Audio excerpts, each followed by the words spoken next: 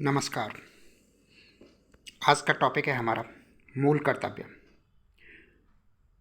भारत के संविधान में मूल कर्तव्य जो है भाग 4A में और अनुच्छेद 51A में, भाग 4A के अनुच्छेद 51A में वर्णित हैं और इन मूल कर्तव्यों को बाद में जोड़ा गया था। मूल संविधान में नहीं थे ये कर्तव्य, मूल कर्तव्य बाद में जोड़ा गया है। बाद में भाग 4A और अनुच्छेद 51A 42वें संविधान संशोधन से जोड़े गए। आइए देखते हैं।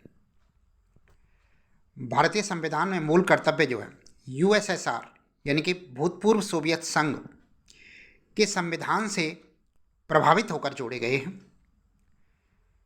मूल कर्तव्य 42वें संविधान संशोधन 1976 द्वारा स्वर्ण सिंह समिति की सिफारिश के आधार पर जोड़े गए हैं। स्वर्ण सिंह समिति ने 8 मूल कर्तव्यों को जोड़ने का सुझाव दिया था, लेकिन 42वें संविधान संशोधन में 10 मूल कर्तव्य जोड़े गए थे और 11वां मूल कर्तव्य 2002 में 86वें संविधान संशोधन द्वारा जोड़ा गया था। मूल संविधान में, जो कि 26 जनवरी 1950 को लागू किया गया था, एक भी मौलिक कर्तव्य या मूल कर्तव्य नहीं था। स्वर्ण सिंह समिति द्वारा सुझाए गए 8 कर्तव्यों में से भी कुछ को शामिल नहीं किया गया था, जैसे कर अदायगी का मूल कर्तव्य मानना। कर अदायगी को मूल कर्तव्य मानना ये स्वर्ण सिंह समिति के द्वारा सुझाया गया था, लेकिन सरकार के द्वारा इसे शामिल नहीं किया गया था। इसके साथ साथ कुछ अन्य सिफारिशों को भी लागू नहीं किया गया था, जैसे कर्तव्य अनुपालन से मना करने पर संसद द्वारा आर्थिक दंड या सजा का प्रावधान करना।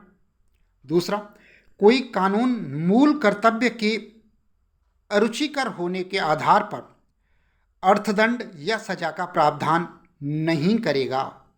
कोई कानून कर्तव्य के अरुचिकर होने के आधार पर अर्थदंड अथवा सजा का प्रावधान नहीं करेगा।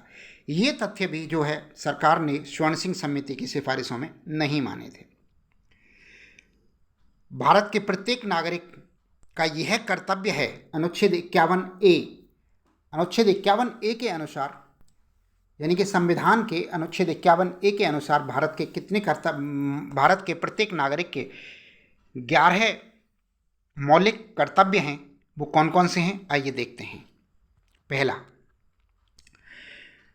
संविधान का पालन करें और उसके आदर्शों, संस्थाओं, राष्ट्र ध्वज एवं राष्ट्रगान का आदर करेंगे।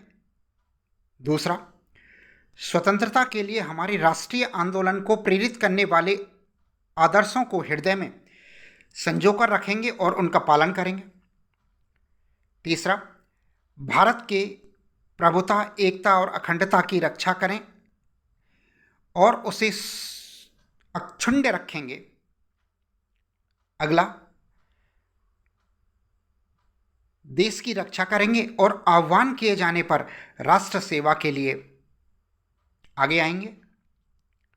पांचवा, भारत के सभी लोगों में समरसता और समान भ्रातृत्व यानी कि समान बंधुता की भावना का निर्माण करेंगे और धर्म, भाषा, प्रदेश, वर्ग पर आधारित सभी भेदभाव से परे होकर ऐसी प्रथाओं का त्याग करेंगे जो स्त्रियों के सम्मान के विरुद्ध हों।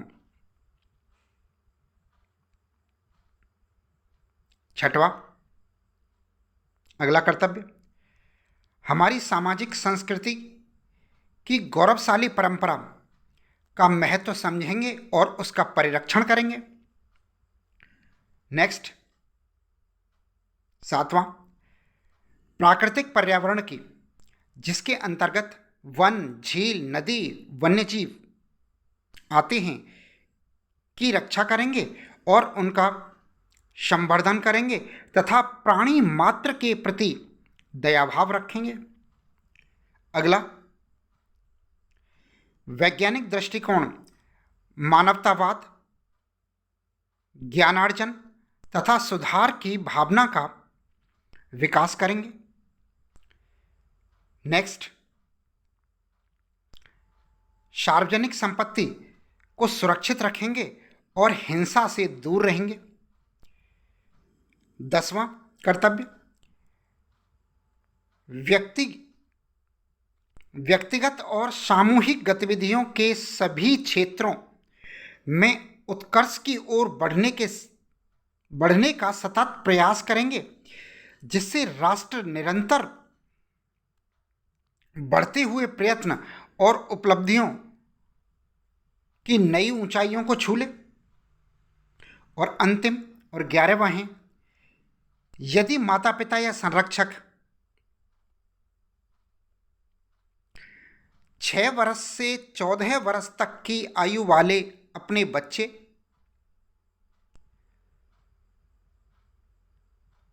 यथास्थिति बालक या प्रतिपाल्य के लिए शिक्षा के अवसर प्रदान करेंगे। ये 11वां मूल कर्तव्य जो है 86वें संविधान संशोधन 2002 द्वारा जोड़ा गया है। नेक्स्ट हेडिंग देखते हैं, मूल कर्तव्यों की विशेषताएं। मूल कर्तव्यों की विशेषताएं क्या क्या हैं? तो कुछ नैतिक कर्तव्य हैं तो कुछ नागरिक कर्तव्य हैं। दूसरी विशेषता, यह केवल भारतीय नागरिकों के लिए लागू है। नंबर 3, यह गैर न्यायिक है। नंबर 4, यह मूल्य भारतीय परंपरा, पौराणिक परंपराओं, धर्म एवं पद्धतियों से संबंधित हैं। और 5वां है, यह बाध्यकारी नहीं है। नेक्स्ट हेडिंग, महत्व देखते हैं। मूल कर्तव्यों के क्या महत्व हैं? नंबर 1, नागरिकों को अपने देश के प्रति जिम्मेदारी का बोध कराते हैं। नंबर 2, राष्ट्र विरोधी गतिविधियों को हतोत्साहित करते हैं। नंबर 3, नागरिकों को प्रेरणा देते हैं तथा उनमें अनुशासन एवं प्रतिबद्धता बढ़ाते हैं। नंबर 4, न्यायालय को किसी विधि की वैधता के परीक्षण में सहायता करते हैं। मूल कर्तव्यों की कुछ आलोचनाएं भी हैं। देखिए, आइए देखते हैं मूल कर्तव्यों की आलोचनाएं क्या हैं। कर्तव्यों की सूची पूर्ण नहीं है, यानी कि मूल कर्तव्यों की सूची जो है वो पूर्ण नहीं है। दूसरा, गैर न्यायोचित होने से नैतिक आदर्श मात्र हैं। तीसरा, भाषा अस्पष्ट और जटिल है। चौथा, राज्य के हितों को बढ़ावा देते हैं। नेक्स्ट हेडिंग, कहें कि मूल कर्तव्यों को प्रभावी बनाने के उपाय क्या क्या हैं। तो पहला उपाय इस संबंध में कि 3 फरवरी को मूल कर्तव्य दिवस घोषित किया जाए, क्योंकि 3 फरवरी को ही 42वां संविधान संशोधन लागू हुआ था। दूसरा, मूल कर्तव्यों को पाठ्यक्रम एवं प्रशिक्षण का हिस्सा बनाया जाए, यानी कि स्कूल पाठ्यक्रम में शामिल किया जाए मूल कर्तव्यों को। तीसरा, मीडिया के माध्यम से मूल कर्तव्यों को पालन करने के लिए जनता को प्रेरित किया जाए। चौथा, सार्वजनिक स्तर पर पोस्टर आदि लगाकर मूल कर्तव्यों को दीवालों पर लिखवाकर जनता को प्रेरित किया जाए। और 5वां, जरूरत पड़ने पर कानून बनाकर प्रवर्तनीय बनाया जाए। मूल कर्तव्य जो है अदालत से प्रवर्तनीय नहीं है, यानी कि अदालत में वाद योग्य नहीं है मूल कर्तव्य।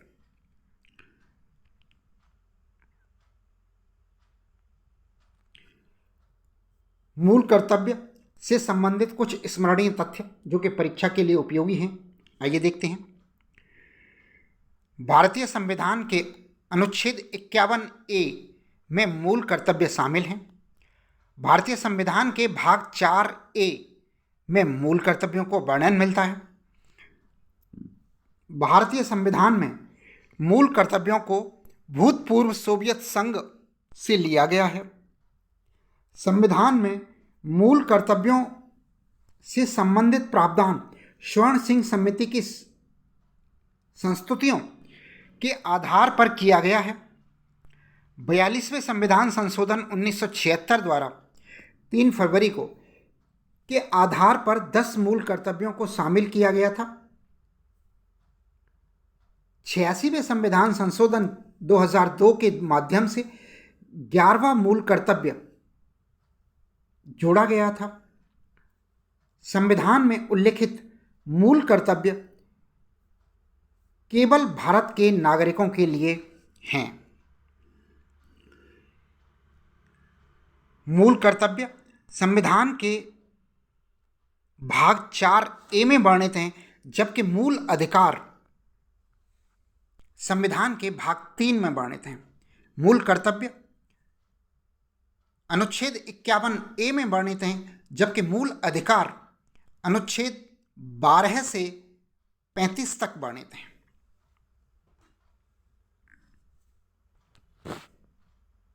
तो ये था हमारा आज का टॉपिक। धन्यवाद।